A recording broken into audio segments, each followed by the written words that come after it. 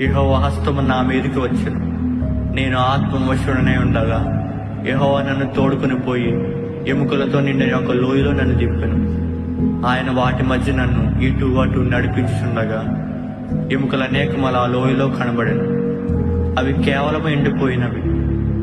ఆయన, నరపుత్రుడా, ఎండిపోయిన ఎముకలు బ్రతకగలవా అని నన్ను అడగగా, ప్రభువా యెహోవా, అది మీకే తెలియనని నేనంటిని. అందుకు ఆయన, ప్రవచనమెత్తి ఎండిపోయిన ఎముకలతో ఇట్లనము, ఎండిపోయిన ఎముకలారా, యెహోవా మాట ఆలకించుడి. ఈ ఎముకలకు ప్రభు అయిన యెహోవా సెలవిచ్చినదేమనగా, మీరు బ్రతికినట్లు నేను మీలోనికి జీవాత్మను రప్పించుతున్నాను. చర్మము కప్పి మీకు నరములిచ్చి మీ మీద మాంసము పొదిగి చర్మము మీ మీద కప్పెదను. మీలో జీవాత్మనుంచగా మీరు బ్రతుకుదురు. అప్పుడు నేను యెహోవానై ఉన్నానని మీరు తెలుసుకుందురు. ఆయన నాకిచ్చిన ఆజ్ఞ ప్రకారం నేను ప్రవచించుచుండగా గడగడమన ధ్వని ఒకటి పుట్టెను.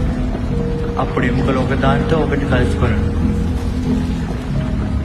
నేను చూచుచుండగా నరములను మాంసమును వాటి మీదికి వచ్చెను. వాటిపైన చర్మము కప్పెను. అయితే వాటిలో జీవాత్మ ఎంత మాత్రము లేకపోయాను. అప్పుడు ఆయన, నరపుత్రుడా, జీవాత్మ వచ్చినట్లు ప్రవచించి ఇట్లనము, ప్రభువైన యెహోవా సెలవిచ్చినదేమనగా, జీవాత్మ నలుదిక్కుల నుండి వచ్చి హతులైన వీరు బ్రతికినట్లు వారి మీద ఊపిరి విడువము. ఆయన నాకు ఆజ్ఞాపించినట్లు నేను ప్రవచింపగా జీవాత్మ వారిలోనికి వచ్చెను. వారి సజీవులే లేచి లెక్కింప సఖ్యము కాని మహాసైన్యమై నిలిచిరి. అప్పుడు ఆయన నాతో ఇట్లనెను, నరపుత్రుడా, ఈ ఎముకలు ఇశ్రాయేలులందరినీ సూచించుతున్నవి. మన ఎముకలు ఎండిపోయాను, మన ఆశ విఫలమాయను, మనము నాశనమైపోతామని అనుకొనిచున్నారు. కాబట్టి ప్రవచనమెత్తి వారితో ఇట్లనము, ప్రభువైన యెహోవా సెలవిచ్చినదేమనగా, నా ప్రజలారా, మీరున్న సమాధులను తెరచెదను.